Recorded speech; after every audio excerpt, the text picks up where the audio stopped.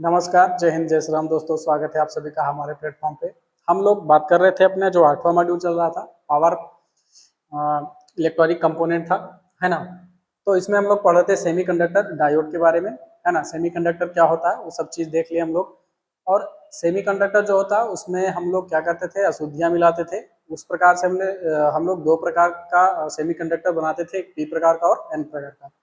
उसके बाद हम लोग क्या करते थे, दोनों जो पी और एन लेयर होता था इनको आपस में ज्वाइन करके एक डायोड बनाते थे। फिर डायोड को हम लोग क्या करते थे, फॉरवर्ड और रिवर्स बायस कराते थे उसमें, है ना। फिर उसमें क्या होता था, करंट वगैरह अपना फ्लो करता था। ठीक है। तो अब आगे हम लोग देखेंगे जो हमारा डायोड होता है, इसका स्पेसिफिकेशन, इसके जो प्रकार होते हैं, कौन कौन से प्रकार के डायोड हम लोग इस्तेमाल करते हैं, उन सब चीज के बारे में देखेंगे। ठीक है। फिर इसके बाद देखेंगे जो हमारा फॉरवर्ड और रिवर्स बायस में करंट कैसे फ्लो करता है, उसका चार्ट या उसका ग्राफ भी हम लोग देखेंगे कि फॉरवर्ड बायस में करंट कैसे फ्लो करता है और रिवर्स बायस में कैसे फ्लो करता है। ठीक है। तो आज का जो हमारा हेडिंग होगा, पहला होगा डायोड के प्रकार। क्या होगा हमारा, डायोड के प्रकार।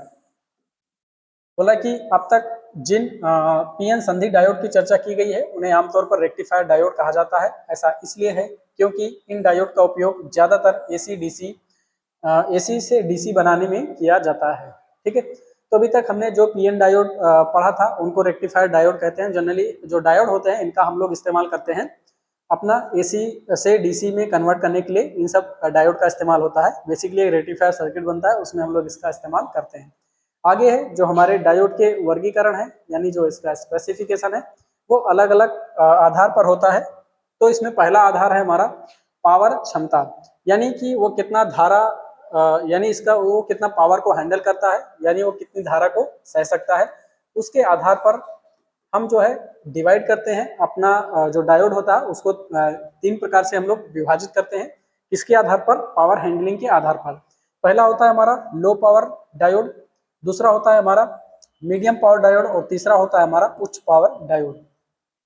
जैसा नाम दिया गया है लो पावर डायोड, तो ये लो पावर पे काम करता है, यानी कम पावर पे काम करा जाता है। इसका काम होता है केवल कुछ मिलीवाट तक के स्तर की पावर को नियंत्रित कर सकता है ना। यानी इसका जो पावर कंजप्शन होगा, यानी जिस पावर पर ये काम करेगा, कंजप्शन नहीं, जिस पावर पे ये काम करेगा कितना पावर होता है, मिलीवाट में होता है।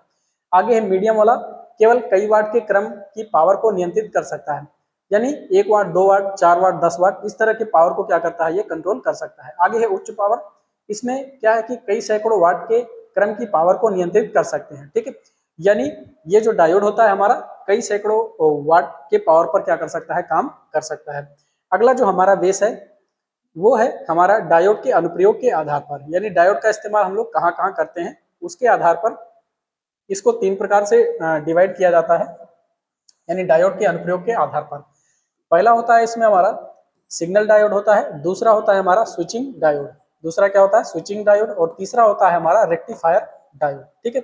तो पहला है हमारा सिग्नल डायोड। सिग्नल डिटेक्शन और मिक्सिंग के लिए संचार सर्किट जैसे रेडियो, रिसीवर आदि में कम पावर डायोड का उपयोग किया जाता है। ठीक है। तो जो हमारे सिग्नल डिटेक्शन सर्किट होते हैं और जो हमारी मिक्सिंग करा जाता है सिग्नल का, उसमें हम लोग क्या करते हैं, अपना सिग्नल डायोड का इस्तेमाल करते हैं। इनका उपयोग हम लोग कहाँ कहाँ करते हैं, रेडियो में करते हैं, रिसीवर में करते हैं, है ना। अन्य बहुत सारी जगहों पर इसका इस्तेमाल करा जाता है। आगे दूसरा है हमारा स्विचिंग डायोड। सर्किट को तेजी से चालू करने और बंद करने के लिए स्विचिंग सर्किट जैसे डिजिटल इलेक्ट्रॉनिक आदि में कम पावर डायोड का इस्तेमाल किया जाता है। ये जो स्विचिंग डायोड होते हैं इनका हम लोग इलेक्ट्रॉनिक सर्किट में उपयोग करते हैं, किस लिए, स्विचिंग करने के लिए, यानी परिपथ को चालू करने के लिए और बंद करने के लिए। आगे हमारा तीसरा रेक्टिफायर डायोड, मध्यम से उच्च पावर एसी वोल्टेज को डीसी में परिवर्तित करने के लिए इलेक्ट्रॉनिक सर्किट में उपयोग सर्किट के लिए पावर सप्लाई में उपयोग किया जाता है। ठीक है। तो ये जो रेक्टिफायर डायोड होता है इसका उपयोग हम लोग कहाँ करते हैं, एसी को डीसी में बदलने के लिए, यानी मध्यम से उच्च जो पावर का हमारा डीसी होता है उसको एसी होता है उसको डीसी में कन्वर्ट करने के लिए रेक्टिफायर डायोड का इस्तेमाल करा जाता है। तो ये हो गया हमारा डायोड का अनुप्रयोग के आधार पर। इसको तीन प्रकार में बांटते हैं हम लोग, सिग्नल डायोड, स्विचिंग डायोड और रेक्टिफायर डायोड। आगे हमारा इसके निर्माण के आधार पर, इसके आधार पर तीसरा है हमारा प्रयुक्त निर्माण तकनीकी के आधार पर डायोड का वर्गीकरण। ठीक है। यानी डायोड को इसके निर्माण की जो टेक्निक होती है उसके आधार पर इसको बांटा गया है। पहला है हमारा बिंदु संपर्क डायोड और दूसरा है हमारा संधि डायोड। बिंदु संपर्क डायोड में क्या होता है, एक धातु की सुई जो एक छोटे जर्मेनियम या सिलिकॉन की टिप पर दबाव से जुड़ी होती है। ठीक है, मान लीजिए क्या होता है, हमारा ये डायोड होता है, डायोड में क्या होता है, दो हमारे लीड होती है ना, ये लीड होता है, क्या होता है ये सुई जैसा क्या होता है, एक टर्मिनल होता है जो क्या होता है हमारा सिलिकॉन या जो जर्मेनियम का जो हमारा टिप होता है उस पर क्या होता है दबाव के साथ जुड़ा हुआ होता है, यानी इसको हम लोग दबाकर इस पे क्या करते हैं, जोड़कर रखते हैं। इसको बोला जाता है बिंदु संपर्क डायोड, यानी किसी पॉइंट पर क्या होता है, ये हमारे जो हमारी सुई जैसी जो संरचना होती है यानी जो लीड होते हैं ये क्या होते हैं, जुड़े होते हैं। अगला हमारा दूसरा संधि डायोड, इसमें बोल रहा है कि अर्धचालक सबस्ट्रेट पर पी और एन पदार्थ को मिश्रित करके धातु या प्रसार या विसरण से बनाया जाता है। ठीक है, अब जो संधि डायोड होता है या जिसको जंक्शन डायोड बोलते हैं, इसमें क्या होता है, एक मान लीजिए कोई अर्धचालक का सबस्ट्रेट होता है ना, यानी एक अर्धचालक का कोई बेस होता है, उस पर क्या करते हैं हम लोग पी प्रकार और एन प्रकार के पदार्थ का क्या करते हैं, उसमें प्रसार कराते हैं या डिफ्यूजिंग कराते हैं। ठीक है, तो इस प्रकार से हमारा तैयार होता है संधि डायोड। ठीक है, मान लीजिए अर्धचालक मटेरियल है, इस पे हमने क्या किया, एक तरफ पी वाले पदार्थ को और एक तरफ एन वाले पदार्थ का क्या किया है, इस पे विसरण कर दिया है यानी डिफ्यूज कर दिया है, उस तरह से हमारा क्या बनता है, ये संधि डायोड बनता है। ठीक है, अगला है हमारा डायोड के पैकेजिंग के प्रकार। ठीक है, अभी हम लोग तीन प्रकार से देख लिए, डायोड का पावर हैंडलिंग, डायोड का अनुप्रयोग और तीसरा था हमारा डायोड का निर्माण की टेक्निक। चौथा है हमारा डायोड की पैकेजिंग के प्रकार पर। ठीक है, यानी डायोड को हम पैकेजिंग कैसे करेंगे, उसको किसमें पैक करते हैं, पैकिंग कैसे करते हैं, उसके आधार पर डायोड का प्रकार बोला है कि डायोड को दी जाने वाली पैकेजिंग का प्रकार मुख्य रूप से डायोड की धारा वहन क्षमता पर आधारित होता है। ठीक है, जो डायोड है हमारा कितना धारा को वहन करता है उसकी क्षमता पर क्या होता है, ये हमारा निर्धारित होता है या आधारित होता है हमारा डायोड की पैकेजिंग। आगे है लो पावर वाले डायोड में या तो कांच या प्लास्टिक की पैकेजिंग होती है। जो हमारा लो पावर वाला डायोड होता है इसको हम लोग या तो कांच के या तो प्लास्टिक की पैकेजिंग करते हैं। आगे मीडियम पावर वाले डायोड में या तो प्लास्टिक या धातु पैकेजिंग होती है। ठीक है, जो हमारा मीडियम पावर वाला डायोड होता है इसमें क्या होता है, हमारा प्लास्टिक या धातु की पैकेजिंग करी जाती है। आगे है हाई पावर डायोड में हमेशा या तो मेटल कैन या सिरेमिक पैकेजिंग होती है। जो हमारा हाई पावर डायोड होता है इसको हम लोग कहाँ पर, मेटल के कैन में या सिरेमिक के कैन जो होते हैं हमारे, उसमें हम लोग इसका पैकेजिंग करते हैं। आगे हाई पावर वाले डायोड आमतौर पर स्टड माउंटिंग प्रकार के होते हैं। ठीक है, तो ये हो गया हमारा डायोड के पैकेजिंग के आधार पर डायोड का प्रकार। ठीक है, तो डायोड को किस तरह से पैकेजिंग किया जाता है, अलग अलग प्रकार के जो डायोड होते हैं, लो पावर वाले, मीडियम पावर वाले और हाई पावर वाले। आगे हमारा ओम मीटर का उपयोग करके जो हमारा डीसी दृष्टकारी डायोड का परीक्षण करना। ठीक है, यानी जो हमारा रेक्टिफायर डायोड है इसका हम लोग टेस्टिंग करते हैं किसके माध्यम से, ओम मीटर के माध्यम से। ये जो हमारा ओम मीटर होता है ये क्या मापता है, ये मापता है रेसिस्टेंस को, किसको, रेसिस्टेंस को मापता है। ठीक है, तो एक चीज क्लियर हो गया कि अगर हम ओम मीटर से डीसी डायोड का परीक्षण कर रहे हैं तो इससे क्या मापेंगे, हम डायोड का रेजिस्टेंस मापते हैं, क्योंकि जो ओम मीटर होता है वो रेजिस्टेंस मापने के काम में आता है। ठीक है, एक चीज तो क्लियर होना चाहिए ओम मीटर आते ही। ठीक है, अभी हम लोग देखते हैं कि डायोड को हम लोग कैसे उसको चेक करते हैं, उसका रेजिस्टेंस। बोला कि डायोड की स्थिति का शीघ्रता से परीक्षण करने के लिए एक साधारण ओम मीटर का उपयोग किया जा सकता है। ठीक है, तो उसकी स्थिति का हम लोग परीक्षण करने के लिए साधारण ओम मीटर का उपयोग कर सकते हैं। कैसे, इस परीक्षण पद्धति में डायोड के अग्र और पश्च अभिनति यानी फॉरवर्ड और रिवर्स बायसिंग की स्थिति की पुष्टि करने के लिए प्रतिरोध की जांच करी जाती है। ठीक है, तो हम लोग क्या करते हैं, डायोड की स्थिति चेक करते हैं। कौन कौन सी स्थिति होती है, इसमें दो स्थिति होती है, एक फॉरवर्ड बायस की स्थिति होती है और एक रिवर्स बायस की स्थिति होती है। दोनों स्थिति में क्या होता है, डायोड का जो प्रतिरोध निकल कर आता है वो अलग अलग आता है। ठीक है, अब देखते हैं क्या होता है कि याद रखें कि ओम मीटर या मल्टीमीटर प्रतिरोध रेंज में एक बैटरी होगी। यह बैटरी वोल्टेज मीटर टर्मिनल के साथ लीड के साथ श्रृंखला में आता है, जैसा कि चित्र में दिखाया गया है। ठीक है, और बैटरी में लीड होता है, एक लीड होता है ए धनात्मक होता है और लीड बी होता है क्या होता है, हमारा ऋणात्मक होता है। ठीक है, यहाँ पर एक ओम मीटर का चित्र दिया हुआ है, हम लोग इसको देखते हैं। ये हमारा क्या है, पूरा ओम मीटर है। ओम मीटर में क्या देखो, यहाँ पर हमारी क्या लगी हुई है, बैटरी लगी हुई है। बैटरी के साथ हमारा एक टर्मिनल लगा हुआ है जिसको ए बोला जाता है, और ये बैटरी के साथ क्या होता है, हमारा जो ये मीटर होता है ये क्या होता है, सीरीज में जुड़ा होता है। ठीक है, और उसका एक दूसरा टर्मिनल से क्या होता है, हमारा एक वी नाम का एक टर्मिनल निकला रहता है। ठीक है, तो इस तरह से इसका कनेक्शन हुआ रहता है। बैटरी के साथ लीड्स हमारे सीरीज में होते हैं और जो हमारा मीटर का पॉइंटर होता है ये भी क्या होता है, सीरीज में जुड़ा हुआ होता है। ठीक है, तो अभी इसमें हम लोग क्या करते हैं, यहाँ पे देखो दो चित्र है हमारा, एक चित्र है क्या फॉरवर्ड बायस का, एक चित्र है हमारा रिवर्स बायस का। ठीक है, तो मान लीजिए कि अभी क्या है, हमने फॉरवर्ड बायस में रखना है किसको, डायोड को। तो फॉरवर्ड बायस में रखने के लिए ये हमारा डायोड है, डायोड का जो पॉजिटिव टर्मिनल है वो बैटरी के पॉजिटिव से जोड़ते हैं, यानी डायोड का जो एनोड है उसको हम बैटरी के पॉजिटिव से जोड़ते हैं और डायोड का जो कैथोड होता है उसको हम बैटरी के नेगेटिव से जोड़ते हैं। ठीक है, तो इस तरह से जोड़ने पर क्या होता है, डायोड जो होता है हमारा फॉरवर्ड बायस में होता है और डायोड के माध्यम से क्या होती है, करंट फ्लो करती है। जैसे ही करंट फ्लो करती है हमारा जो पॉइंटर होता है वो लो प्रतिरोध की तरफ चला जाता है, यानी अभी ये हाई प्रतिरोध की तरफ है, अभी क्या करेगा, ये लो प्रतिरोध की तरफ हमारा पॉइंटर क्या करता है, शो करने लगता है। ठीक है, तो हम कह सकते हैं कि जब डायोड हमारा क्या होता है, फॉरवर्ड बायस में होता है, तो इसका जो रेसिस्टेंस होता है, रेसिस्टेंस जो होगा वो क्या होगा, हमारा कम होता है। ठीक है, तो हमको एक चीज ध्यान में रखना है डायोड के परीक्षण करते समय कि जब डायोड हमारा फॉरवर्ड बायस में रखेंगे उसको हम, तो उसमें जो रेजिस्टेंस होता है वो कम होता है। क्यों कम होता है कि फॉरवर्ड बायस में होने से क्या होता है, रेजिस्टेंस यानी डायोड में क्या होती है, करंट प्रवाहित होती है। करंट प्रवाहित होने का मतलब है कि उसका रेजिस्टेंस क्या है, कम है। अब क्या करते हैं हम, दूसरे स्थिति में डायोड को क्या करते हैं हम लोग, रिवर्स बायस में रखते हैं। यानी ये हमारा डायोड है, यानी ये हमारा क्या है, एनोड है और ये क्या है, कैथोड है। अब एनोड को हमने क्या किया, बैटरी के यानी जो मीटर है उसका बी टर्मिनल से, और इसको क्या किया, कैथोड को ए टर्मिनल से कनेक्ट कर दिया है। ठीक है, तो ऐसी स्थिति में क्या होता है, हमारा डायोड क्या होता है, रिवर्स बायस में हो जाता है और इसमें से करंट फ्लो नहीं करता है। ठीक है, जब डायोड रिवर्स बायस में होता है और इसमें करंट नहीं फ्लो करता है तो हम क्या जानते हैं कि जो हमारा रेजिस्टेंस होता है वो अधिक हो जाता है। तो हम कह सकते हैं कि जो हमारा रिवर्स बायस में होता है, रिवर्स बायस में जो हमारा रेसिस्टेंस होता है वो क्या होता है, हमारा अधिक होता है। क्या होता है, अधिक होता है। ठीक है, तो दो चीज हमको ध्यान में रखना है कि हमारा फॉरवर्ड बायस में क्या होता है, रेजिस्टेंस का मान कम होता है और जो हमारा रिवर्स बायस होता है उसमें जो रेजिस्टेंस होता है उसका मान अधिक होता है। ठीक है, तो इस तरह से हम लोग क्या कर सकते हैं, ओम मीटर की मदद से जो हमारा यानी डायोड है उसको हम लोग क्या कर सकते हैं, चेक कर सकते हैं उसके प्रतिरोध को ज्ञात करके। आगे वही कहानी दिया इसमें, यदि ओम मीटर का धनात्मक लीड ए जो है डायोड के एनोड से संयोजित किया जाता है और कैथोड के लिए ऋणात्मक लीड यानी बी का उपयोग करके डायोड को हम लोग फॉरवर्ड बायस में रखते हैं, फॉरवर्ड बायस में रखते हैं तो डायोड से क्या होता है, हमारा करंट प्रवाहित होता है। तो करंट प्रवाहित होने का मतलब क्या है, मीटर में कम प्रतिरोध का क्या करता है, संकेत देता है। आगे दूसरी ओर यदि मीटर का लीड उत्क्रम कर दिया जाता है यानी रिवर्स कर दिया जाता है तो डायोड हमारा क्या होता है, रिवर्स बायस होता है। इसमें क्या होता है, धारा बहुत कम धारा प्रवाहित होती है क्योंकि एक अच्छे डायोड में रिवर्स बायस होने पर जो प्रतिरोध होता है वो बहुत अधिक होता है और मीटर क्या करता है, बहुत उच्च प्रतिरोध का संकेत देता है। तो इस तरह से हम लोग क्या कर सकते हैं, अपने जो डायोड होता है उसका फॉरवर्ड और रिवर्स में क्या करते हैं, उसका प्रतिरोध जांच लेते हैं।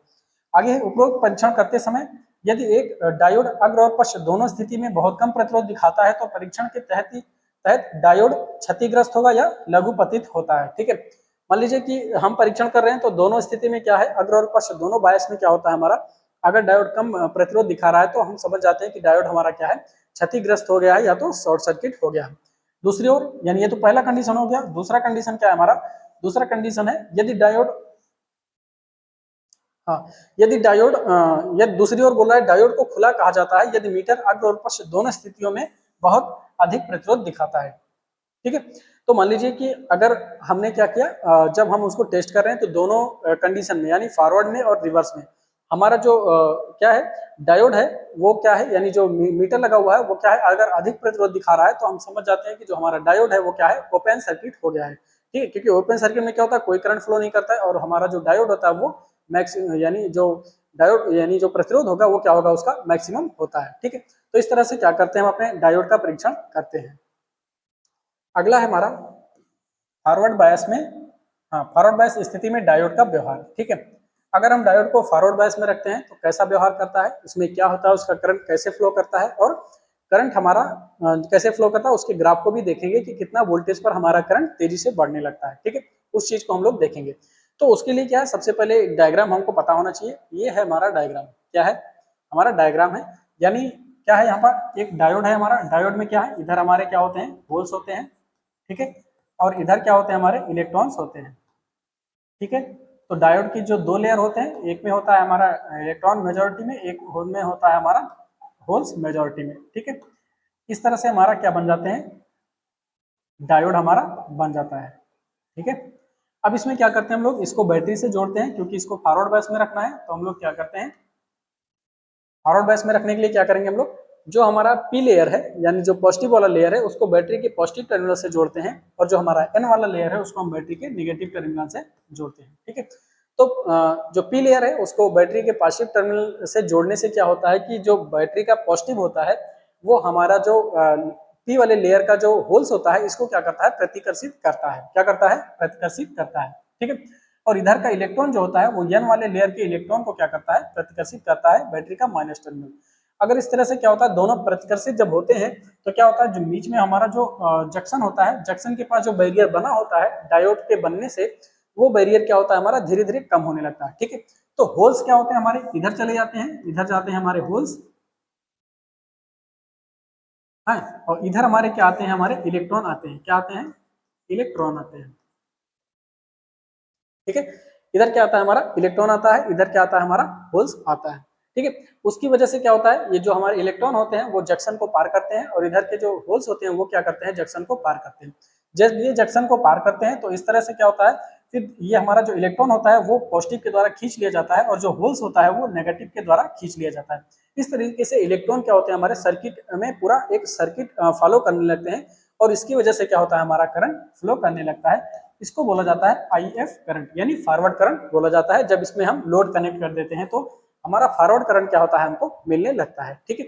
अब ये मिलता कब है, ये डिपेंड करता है हमारे मटेरियल पर, कि हम मटेरियल में क्या सिलिकॉन यूज किए हैं या जर्मेनियम यूज किए हैं। ठीक है। तो मान लीजिए कि अगर हमारा क्या है, एक सिलिकॉन का मटेरियल है, जो हमारा डायोड बना है वो बना है सिलिकॉन से बना है, तो उस स्थिति में क्या होता है, हमारा करंट फ्लो करता है। तो जो हमारा कटिंग वोल्टेज होता है सिलिकॉन में, वो होता है हमारा 0.7 वोल्टेज। अगर सिलिकॉन मटेरियल से हमारा बना हुआ सेमीकंडक्टर है या डायोड है, तो उसमें जो कटिंग वोल्टेज होता है वो होता है हमारा 0.7 वोल्टेज। यानी जब हम जो हमारा डायोड है इसको फॉरवर्ड बायस में अगर 0.7 से अधिक वोल्टेज हम देते हैं, तो जो हमारा धारा होता है वो क्या होता है, तेजी से बढ़ने लगता है। बढ़ता क्यों है? क्योंकि इस वोल्टेज पर क्या होता है, हमारा जो डायोड का बैरियर होता है वो टूट जाता है, और हमारे जो होल्स और इलेक्ट्रॉन होते हैं वो जंक्शन को पार करके एक दूसरे तरफ चले जाते हैं, और इलेक्ट्रॉन का क्या होता है, फ्लो हमारा चालू हो जाता है। उसकी वजह से क्या होता है, करंट हमारा बहता है। इस चीज को हम लोग क्या डायग्राम पे यानी ग्राफ पे भी देख सकते हैं। यहाँ पे क्या है, हमारा एक ग्राफ है, एक तरफ क्या है हमारा वोल्टेज है, और दूसरा तरफ क्या है, हमारा फॉरवर्ड करंट है। ये फॉरवर्ड वोल्टेज है, और ये हमारा क्या है, ये फॉरवर्ड करंट है, ये हमारा क्या है, फॉरवर्ड वोल्टेज है। ठीक है। अब देखो जैसे जैसे हम यहाँ पे वोल्टेज बढ़ाते हैं, ठीक है, जैसे जैसे वोल्टेज हम बढ़ाते हैं तो हमारा करंट क्या होता है, 0.6 यानी 0.7 तक क्या होता है, हमारा करंट हमारा थोड़ा थोड़ा ही बढ़ता है। लेकिन जैसे ही हमारा वोल्टेज 0.7 वोल्ट से अधिक यानी 0.8 वोल्टेज होता है, हमारा करंट क्या होता है, तेजी से बढ़ने लगता है। ठीक है। यानी यहाँ इस वोल्टेज तक, इस वोल्टेज तक, इस वोल्टेज तक क्या हुआ है, जो हमारा डायोड है उसका जो बैरियर है वो ब्रेक नहीं हुआ है। ठीक है। जैसे 0.7 से अधिक हमारा वोल्टेज बढ़ता है, उसका बैरियर ब्रेक हो जाता है, और हमारा जो करंट होता है वो तेजी से बढ़ने लगता है। ठीक है। ये क्या हमारा करंट है, करंट है क्या है हमारा, ये तेजी से बढ़ रहा है। ठीक है। अब जिस वोल्टेज पर हमारा डायोड फॉरवर्ड बायस में आ जाता है, जिस वोल्टेज पर हमारे डायोड में क्या होता है, करंट तेजी से बढ़ने लगता है, उसको क्या बोला जाता है, हमारा कट इन करंट बोला जाता है। क्या बोलते हैं, कट इन, हाँ कट इन वोल्टेज बोलते हैं। क्या बोलते हैं, कट इन वोल्टेज बोला जाता है। यानी कट इन वोल्टेज का मतलब है कि जो हमारा डायोड का बैरियर था वो क्या हुआ, कट गया, यानी टूट गया, और हमारा उसमें करंट तेजी से प्रवाहित होने लगा है, तो उसको बोला जाता है कट इन वोल्टेज। तो सिलिकॉन के लिए जो हमारा कट इन वोल्टेज होता है वो होता है हमारा 0.7 वोल्ट। क्या होता है, 0.7 वोल्ट। यानी 0.7 वोल्ट जब देते हैं तो उसका बैरियर क्या होता है, टूट जाता है, और करंट क्या होता है, उसमें तेजी से बहने लगता है। तो ये कॉन्सेप्ट है हमारा किसका, डायोड का। जब उसको हम लोग फॉरवर्ड बायस में रखते हैं तो उसका जो करंट होता है कैसे तेजी से बढ़ता है। अगला है हमारा रिवर्स बायस स्थिति में डायोड का व्यवहार। ठीक है। अगर हम डायोड को क्या करते हैं, रिवर्स बायस में जोड़ते हैं, तो हमारा डायोड कैसा व्यवहार करता है, या उसमें क्या करंट फ्लो होता है या नहीं फ्लो होता है, उसके बारे में हम लोग देखते हैं, और उसका हम लोग ग्राफ भी देखेंगे। ठीक है। तो यहाँ पर सबसे पहले क्या है कि हमने क्या किया, एक डीसी वोल्टेज को क्या करा है, अपने डायोड में जोड़ दिया है। किसके अनुसार, इस चित्र के अनुसार हमने क्या करा है, जोड़ दिया है। ठीक है। यहाँ पर क्या है, हमारा एक डायोड है, डायोड में ये क्या है, हमारा पी टर्मिनल है, इसमें क्या है, हमारे मेजोरिटी में हमारे क्या होते हैं, होल होते हैं, और ये हमारा एन टर्मिनल है, इसमें क्या है, हमारे मेजोरिटी में जो है वो इलेक्ट्रॉन होते हैं। ठीक है। इस तरह से इलेक्ट्रॉन और होल्स वाले जो हमारे डायोड है उसको हमने बना लिया है, और यहाँ पर इसको हम लोग बैटरी से जोड़ते हैं। ठीक है। किससे जोड़ते हैं, बैटरी से, और साथ में एक लोड लगाते हैं। तो इसमें हम लोग करते क्या है, बैटरी का जो निगेटिव टर्मिनल होता है वो हम जो हमारा पी लेयर होता है उसके साथ जोड़ते हैं, और जो हमारा बैटरी का पॉजिटिव टर्मिनल होता है वो डायोड के एन लेयर के साथ हम जोड़ते हैं। ठीक है, जब हम पी लेयर को निगेटिव से बैटरी के और एन लेयर को हम बैटरी के पॉजिटिव टर्मिनल से जोड़ते हैं तो क्या होता है हमारा कि इसमें होता क्या है कि जैसे ही वोल्टेज इसमें अप्लाई करा जाता है, वोल्टेज इसको दिया जाता है, तो क्या होता है जो हमारा होल्स होता है वो बैटरी के निगेटिव टर्मिनल के द्वारा खींच लिया जाता है। ठीक है, और जो हमारा इलेक्ट्रॉन होता है वो बैटरी के पॉजिटिव टर्मिनल से खींच लिया जाता है। ठीक है, तो जो हमारा संधि के पास अभी जो हमारा बैरियर था वो कम था, जैसे ही वोल्टेज हम लोग अप्लाई करते हैं तो क्या होता है हमारा सारा का सारा होल्स बैटरी के निगेटिव टर्मिनल से खींच लिया जाता है, और होल्स क्या होते हैं जंक्शन से दूर जाने लगते हैं। ठीक है, तो जो होल्स होगा हमारा वो इस डायरेक्शन में क्या करेगा, मूव कर जाएगा, और जो इलेक्ट्रॉन होता है वो हमारा इस डायरेक्शन में क्या करता है, मूव कर जाता है। ठीक है, तो जब होल्स हमारे इस डायरेक्शन में चले जाएंगे और हमारे इलेक्ट्रॉन जो होते हैं वो इस डायरेक्शन में चले जाएंगे, तो हमारा जंक्शन जो होता है इसके आसपास का जो बैरियर होता है वो क्या होता है, बढ़ जाता है। क्या हो जाता है, बढ़ जाता है। जब इसके जंक्शन का जो बैरियर होता है वो बढ़ जाता है तो इसमें क्या होता है, हमारा करंट प्रवाहित नहीं होता है। ठीक है, तो एक चीज हो गया कि जैसे ही इसमें हमने वोल्टेज अप्लाई किया तो क्या हुआ, जंक्शन का जो बैरियर था वो क्या हुआ, एकदम से बढ़ गया, और इसके माध्यम से कोई करंट हमारा प्रवाहित नहीं होता है। ये हो गया इसका कॉन्सेप्ट।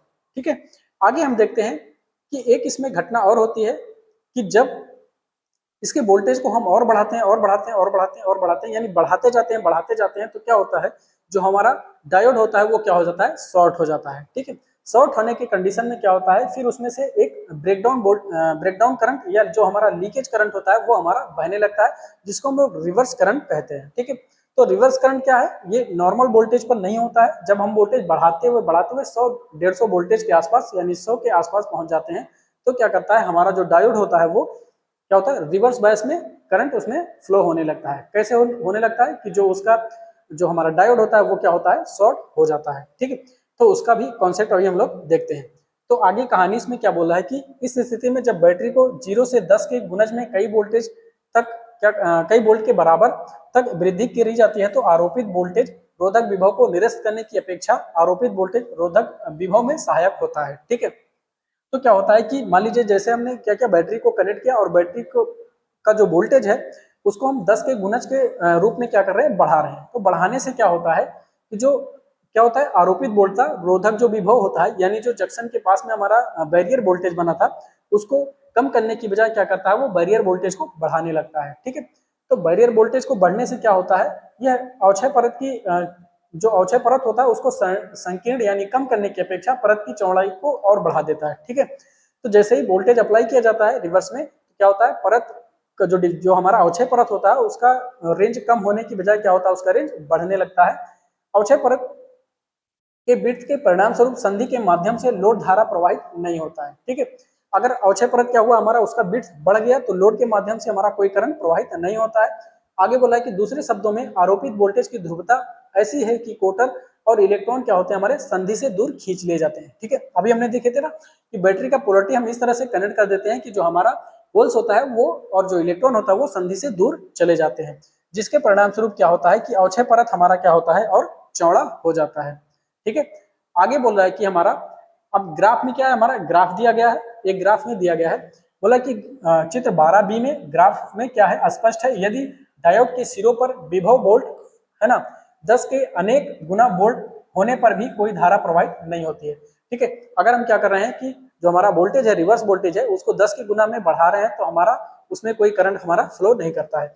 आगे बोल रहा है कि यदि आरोपित वोल्टेज में लगातार वृद्धि करने पर माना 100 वोल्ट एक चरण में संधि यानी जंक्शन पर लागू जो वोल्टेज है वीआर इतना अधिक हो जाता है कि डायोड संधि को छिद्रित कर देता है या डैमेज कर देता है। ठीक है, यानी क्या है कि अभी 10 की गुणज में हम लोग वोल्टेज बढ़ा रहे थे तो उससे क्या हुआ कि उसमें करंट फ्लो नहीं कर रहा था। ठीक है, लेकिन हम क्या कर रहे थे, अभी क्या कर रहे हैं, अभी हम वोल्टेज को बढ़ा रहे हैं, लगभग 100 के गुणज में हम वोल्टेज जब बढ़ा देते हैं तो क्या होता है, जो हमारा डायोड होता है उसका जो जंक्शन होता है वो क्या होता है, छिद्रित हो जाता है। ठीक है, या डैमेज हो जाता है वोल्टेज ज्यादा होने की वजह से। आगे है, इससे क्या होता है, हमारा डायोड शॉर्ट हो जाता है, और शॉर्ट होने की वजह से क्या होता है, यह लघु पतन के परिणाम स्वरूप डायोड के माध्यम से एक अनियंत्रित धारा क्या होती है, प्रवाह होती है, जैसा कि ग्राफ में दिखाया गया है। ये वोल्टेज जिस पर डायोड ब्रेक हो जाता है उसे रिवर्स ब्रेकडाउन या एवलांचे ब्रेकडाउन कहा जाता है। ठीक है, यानी एक ऐसा वोल्टेज आता है जिस पर हमारा डायोड क्या होता है, ब्रेक हो जाता है, यानी उसका जो जंक्शन होता है वो ब्रेक हो जाता है। उस वोल्टेज को बोला जाता है ब्रेकडाउन वोल्टेज या हमारा एवलांच वोल्टेज कहा, एवलांच ब्रेकडाउन कहा जाता है। ठीक है, अब इसमें हम लोग देख लेते हैं चित्र में, ये हमारा ग्राफ है, क्या है हमारा ग्राफ है। ग्राफ में क्या है, इसमें भी वही है हमारा, एक हमारा करंट वाला है, ठीक है, और एक क्या है हमारा वोल्टेज वाला है। वोल्टेज कैसा है हमारा, रिवर्स वोल्टेज है, और करंट हमारा क्या है, रिवर्स करंट है। रिवर्स करंट है, ये क्या है हमारा, रिवर्स वोल्टेज है। ठीक है, अभी देखो इसमें क्या है, हम लोग वोल्टेज 10 के गुणज में बढ़ा रहे हैं, यानी 10-10 के गुणज में बढ़ा रहे हैं। ये 20 था पहले, अब 40 हुआ, 60 हुआ, 80 हुआ। ठीक है, इस समय पर क्या हो रहा है, हमारा जो डायोड है वो हमारा रिवर्स बायस में है, और इसमें बहुत नॉमिनल सा करंट यानी नैनो एम्पियर या माइक्रो एम्पियर में क्या हो करंट फ्लो कर रहा है, एकदम नॉर्मल सा करंट फ्लो कर रहा है। ठीक है, तब तक क्या होता है, हमारा डायोड वोल्टेज को सहन कर रहा है और हमारा रिवर्स बायस में है अभी डायोड। ठीक है, जैसे ही हमारा जो वोल्टेज है उसको हम बढ़ाते बढ़ाते 100 के वोल्ट तक लेके आते हैं, तो क्या होता है, हमारा डायोड में क्या होता है, ब्रेकडाउन हो जाता है। क्या होता है, हमारा डायोड में ब्रेकडाउन हो जाता है, और ब्रेकडाउन होने की वजह से क्या होता है, डायरेक्ट डायोड हमारा शॉर्ट हो जाता है, और उसमें करंट क्या होता है, तेजी से बढ़ने लगता है। इस करंट को बोला जाता है हमारा रिवर्स करंट बोला जाता है। तो इसमें रिवर्स करंट आता कैसे है, जब हम वोल्टेज को बहुत ज्यादा बढ़ा देते हैं तो हमारा जो जंक्शन होता है वो क्या होता है, शॉर्ट हो जाता है, और हमारा डायोड क्या होता है, रिवर्स करंट में आ जाता है, यानी उसमें रिवर्स करंट क्या होता है, हमारा चलने लगता है। अब जिस वोल्टेज पर ये हमारा डायोड क्या होता है, ब्रेक हो जाता है, जिस वोल्टेज पर हमारा जो डायोड का जंक्शन है वो क्या होता है, टूट जाता है, यानी शॉर्ट हो जाता है, उसको बोला जाता है ब्रेकडाउन वोल्टेज। क्या बोला जाता है, हमारा ब्रेकडाउन वोल्टेज बोला जाता है। क्या बोलते हैं उसको, ब्रेकडाउन वोल्टेज कहते हैं, या उसको एवलांचे ब्रेकडाउन भी कहा जाता है। ठीक है, तो एक चीज हमको ध्यान में रखना है कि जब हम क्या करते हैं, डायोड को रिवर्स बायस में रखते हैं, तो उसको 10, 20, 30, 40, 50, 60, 70 यानी 10 के गुणज में जब भी हम उसका वोल्टेज रखते हैं तो क्या करता है, वो हमारा रिवर्स बायस में ही रहता है, और उस रिवर्स बायस की अवस्था में थोड़ा थोड़ा करंट हमारा बहता है। लेकिन अगर हम वोल्टेज को बहुत अधिक बढ़ा देते हैं, यानी 100 वोल्टेज के आसपास बढ़ा देते हैं, तो हमारा जो डायोड होता है उसका जंक्शन क्या होता है, शॉर्ट हो जाता है, और शॉर्ट होने की वजह से क्या होता है, उसमें करंट तेजी से बढ़ता है। अब जिस वोल्टेज पर हमारा डायोड शॉर्ट होता है उसको बोला जाता है ब्रेकडाउन वोल्टेज बोला जाता है। कौन सा वोल्टेज, ब्रेकडाउन वोल्टेज या एवलांच ब्रेकडाउन बोला जाता है। ठीक है, तो इस तरह की चीजें को क्या करना, हमको ध्यान में रखना है। आगे बोल रहा है कि इस आगे इसमें कि अधिकतम रिवर्स वोल्टेज जो एक डायोड सहन कर सकता है, डायोड डायोड में भिन्न भिन्न होता है। ठीक है, तो जो हमारा क्या होता है, अधिकतम रिवर्स वोल्टेज होता है जो डायोड सह सकता है, वो हर डायोड में क्या होता है, अलग अलग होता है। सिलिकॉन में अलग होगा, जर्मेनियम में अलग होगा। आगे डायोड की क्षमता को सहन करने वाले रिवर्स वोल्टेज को डायोड का पीक इनवर्स वोल्टेज कहा जाता है। ठीक है, यानी जो डायोड हमारा रिवर्स वोल्टेज को सह लेता है, जितने वोल्टेज को, उस वोल्टेज को बोला जाता है डायोड का पीआईवी, पीक इनवर्स वोल्टेज बोला जाता है। यानी उस मैक्सिमम वोल्टेज को डायोड आसानी से सह लेता है बिना ब्रेक हुए, उसको बोलते हैं हम लोग पीआईवी वोल्टेज। ठीक है, तो इसको ध्यान में रखना है, पीआईवी वोल्टेज क्या होता है, पीक इनवर्स वोल्टेज बोला जाता है, यानी उस वोल्टेज को, यानी उस पीक वोल्टेज को डायोड हमारा बिना ब्रेक हुए सह सकता है। आगे डायोड के लिए यह मान डायोड के डेटा मैनुअल में दिया गया है ना, तो डायोड का डेटा मैनुअल होता है उसमें सब दिया होता है कि कितना वोल्टेज हमारा सह सकता है। अगला है हमारा डायोड में अल्पसंख्यक धारा। ठीक है, तो जो डायोड हमारा रिवर्स बायस में होता है तो इसमें क्या होता है, नॉर्मल करंट यानी अल्पसंख्यक करंट हमारा फ्लो करता है, क्योंकि उसमें क्या होता है, जंक्शन के पास हीट बढ़ता है, हीट बढ़ने से क्या होता है, इलेक्ट्रॉन और होल्स हमारे कम संख्या में उत्पन्न होते हैं। उन्हीं कम संख्या में उत्पन्न हुए इलेक्ट्रॉन और होल्स के कारण क्या होता है, एक कम धारा यानी अल्प धारा या लीकेज धारा क्या होती है, हमारी फ्लो करती है। आगे बोल रहा है कि जब एक पीएन जंक्शन रिवर्स बायस में होता है तो अवक्षय परत की चौड़ाई बढ़ने के कारण डायोड के माध्यम से कोई धारा प्रवाहित नहीं होती है। ये तो हो गया इसका क्या है, थियोरेटिकल चीज हो गया। लेकिन व्यवहार में क्या होता है, व्यवहारिक तौर पर यानी प्रैक्टिकल तौर पर क्या होता है, व्यवहार में डायोड के माध्यम से कुछ नैनो एम्पियर या कुछ माइक्रो एम्पियर के क्रम में लघु धारा प्रवाहित होती है, जैसा कि चित्र में दिखाया गया। ठीक है, तो क्या होता है कि जब हम रिवर्स बायस में रखते हैं तो क्या होता है, जो अवक्षय परत होता है वो चौड़ा होता है, इसकी वजह से धारा हमारा प्रवाहित नहीं होता। लेकिन व्यवहार में अगर देखा जाता है तो डायोड के माध्यम से कुछ नैनो एम्पियर या माइक्रो एम्पियर की धारा प्रवाहित होती है। एक चित्र है, यहाँ पर चित्र में दिखाया गया है कि जब हम डायोड को क्या करते हैं, रिवर्स बायस में रखते हैं। ये पूरा हमारा डायोड है, डायोड को हमने क्या किया है, रिवर्स बायस में रखा है। ठीक है, तो क्या होता है, ये इलेक्ट्रॉन होते हैं, इधर क्या होते हैं, हमारे इलेक्ट्रॉन होते हैं, इधर क्या होते हैं, होल्स होते हैं। तो उसके कारण क्या होता है, होल्स हमारे जंक्शन से दूर जाते हैं और इलेक्ट्रॉन क्या होते हैं, हमारे जंक्शन से दूर जाते हैं। लेकिन जो हमारे क्या होते हैं, जंक्शन के पास क्या होता है हमारा हीट जनरेट होता है, उसके कारण इलेक्ट्रॉन और होल्स क्या होते हैं हमारे यहाँ पे जनरेट होते हैं। क्या होते हैं इलेक्ट्रॉन और होल्स कम संख्या में क्या होते हैं यहाँ पे जनरेट होते हैं, उसके कारण क्या होता है हमारा इसमें एक लीकेज धारा प्रवाहित होती है जिसको बोला जाता है लीकेज करंट बोला जाता है या अल्पतम करंट बोला जाता है। आगे बोल रहा है कि इस लघु धारा का कारण क्या है, तापीय ऊर्जा के कारण संधि के दोनों किनारों पर बहुत सीमित संख्या में मुक्त इलेक्ट्रॉन और कोटर बनते हैं। ठीक है, मुक्त इलेक्ट्रॉन और कोटर बनते हैं, इसकी वजह से क्या होता है अल्प वाला धारा हमारा प्रवाहित होता है। आगे है अर्धचालक तापमान के प्रति अत्यधिक संवेदनशील होते हैं। 25 डिग्री सेल्सियस के तापमान पर भी कम संख्या में इलेक्ट्रॉन और कोटर को बनाने के लिए पर्याप्त होता है। ठीक है, जो 25 डिग्री सेल्सियस का तापमान होता है उस टेम्परेचर पे क्या होता है हमारा इलेक्ट्रॉन और होल्स क्या होते हैं हमारे जनरेट होते हैं। उसके कारण क्या होता है कुछ नैनो एम्पियर के क्रम में धारा प्रवाहित होती है। इस प्रकार उत्पन्न धारा को अल्पसंख्यक धारा कहा जाता है। क्या कहा जाता है, अल्पसंख्यक वाहक धारा कहा जाता है।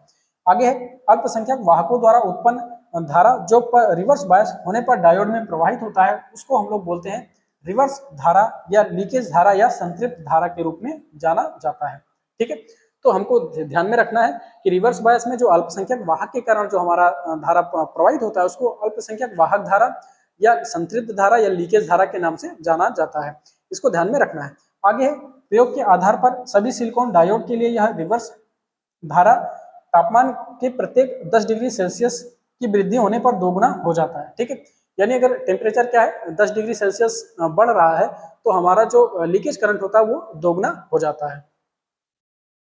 आगे हमारा बैरियर वोल्टेज पर तापमान का प्रभाव। ठीक है, जो हमारा डायोड होता है, डायोड जब हमारा मैन्युफैक्चर किया जाता है तो क्या होता है जंक्शन के आसपास क्या होता है बैरियर बन जाता है हमारा। ठीक है, तो उस बैरियर बनता कैसे कि जंक्शन के आसपास के जो इलेक्ट्रॉन और होल्स कंबाइन करके क्या होते हैं यानी क्या होता है डिफ्यूज हो जाते हैं और जंक्शन के आसपास क्या बना रहता है हमारा एक वोल्टेज क्रिएट हो जाता है। किसके कारण, उसके आयंस के कारण। ठीक है, अब उस आयंस यानी उस बैरियर वोल्टेज पर हमारा टेम्परेचर का क्या प्रभाव पड़ता है उसको हम लोग देखते हैं।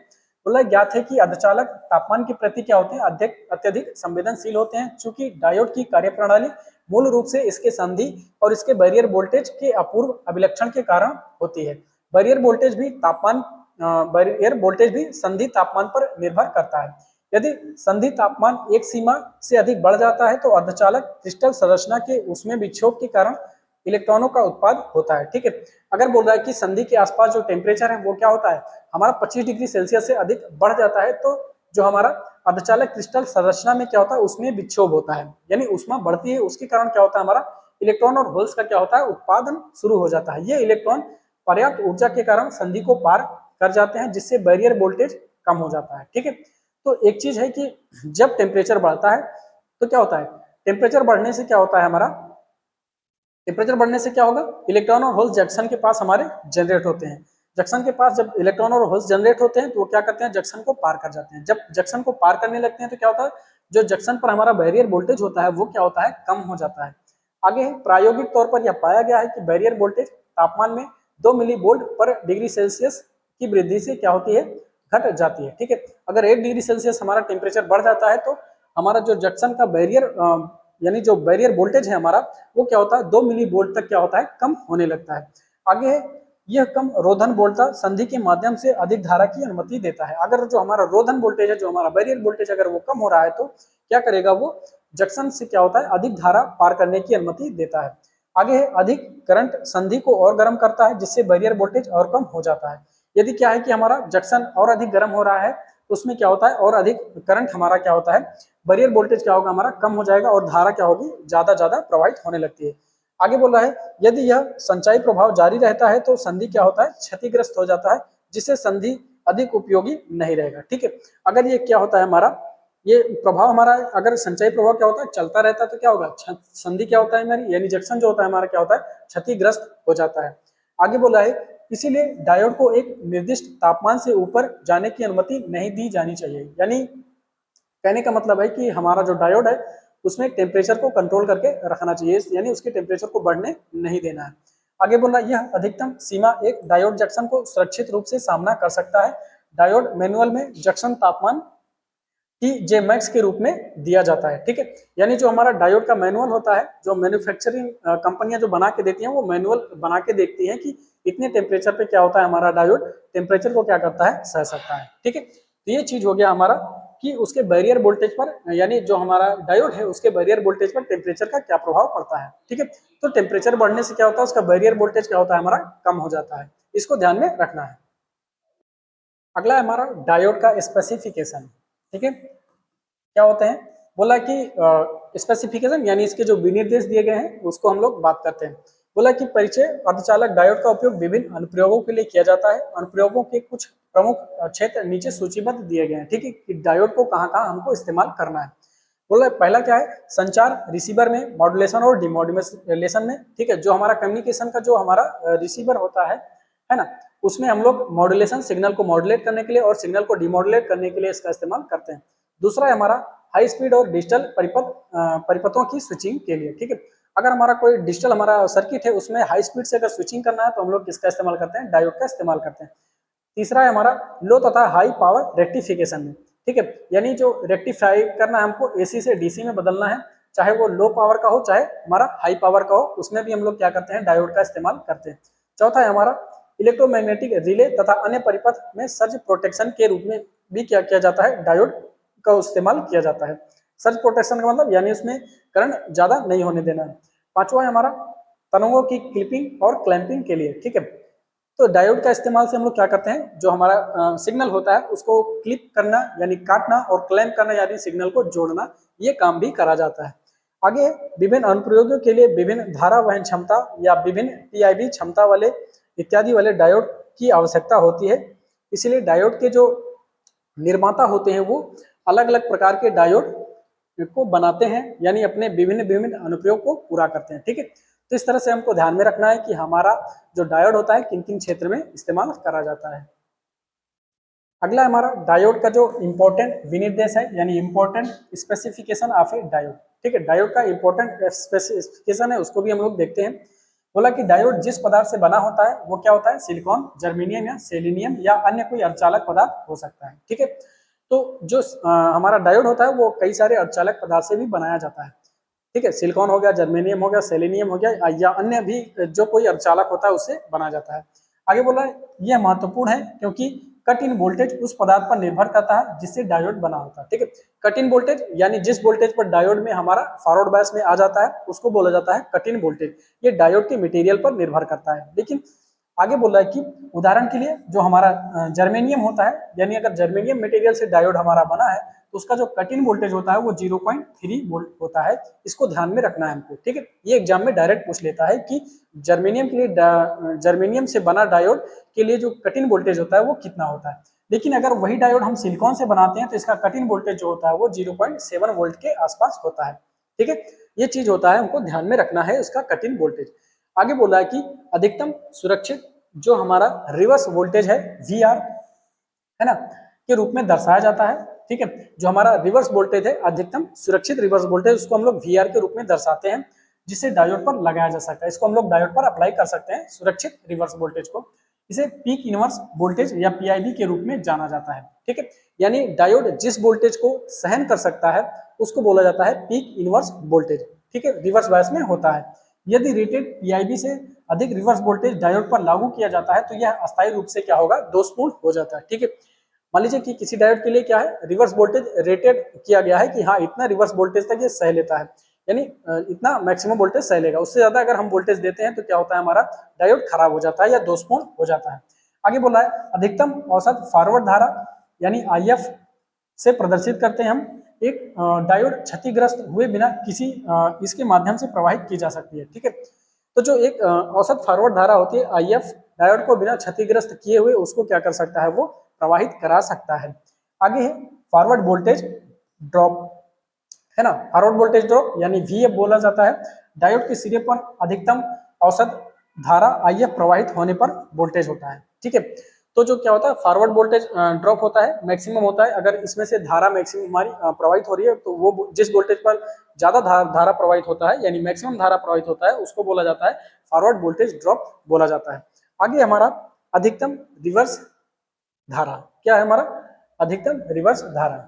अधिकतम रिवर्स धारा जो अधिकतम रिवर्स वोल्टेज पीआईवी आरोपित होने पर डायोड से प्रवाहित होता है। ठीक है, मान लीजिए जो हमारा पीक इनवर्स वोल्टेज होता है रिवर्स बायस में, उसके माध्यम से जो भी हमारा अधिकतम धारा बहती है, वैसे धारा तो बहती नहीं है, नॉर्मल सा करंट बहता है, नैनो एम्पियर में या माइक्रो एम्पियर में बहता है, उसको हम लोग बोलते हैं रिवर्स धारा बोलते हैं। कम में बहता है लेकिन उसको बोल सकते हैं हम लोग रिवर्स धारा बोलते हैं।